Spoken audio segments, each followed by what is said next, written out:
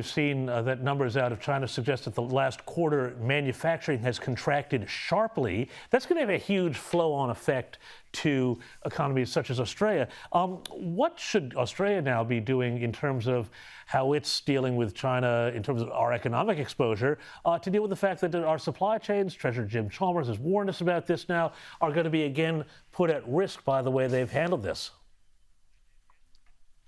Yeah, I mean, here we go to the heart of the matter.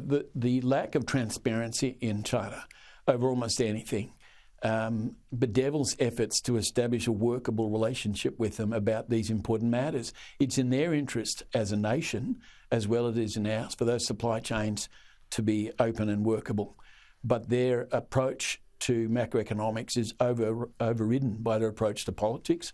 And as we've seen under Xi Jinping, if you object or offend the party in any way, they get aggressive about it and they remain very opaque. So we've got a lot of work to do to think our way through from an economic point of view. How do we handle that opacity, the Chinese end, as well as their coercive trade sanctions in such a way as to maximise our national interest, not in such a way as to simply appease Beijing? And you mentioned the trade sanctions now.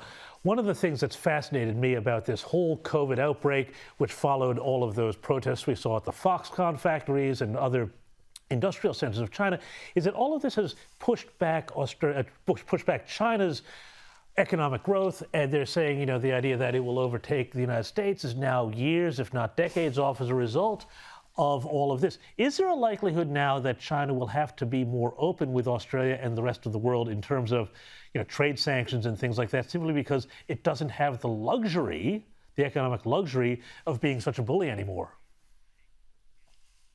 Well, that would be the economic logic of it. And if you had an open society in China, you would have a free press, you would have a political opposition, you'd have civil organisations, business organisations all saying, listen, the government's got to get its act together or be changed. But you have none of those things in China.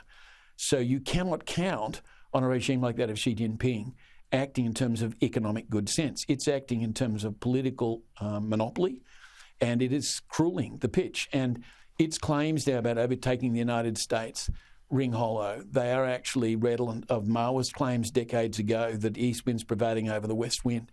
With a more open Western society, with the capacity we have to criticise and correct economic settings, we're much better placed. The US is better placed, actually, than China to make the innovations necessary to prosper in the 21st century.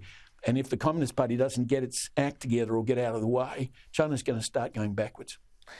Let freedom ring, I think, is the motto there that we should take out of that. Thank you so much, Defense Analyst Paul Monk. Really appreciate your time.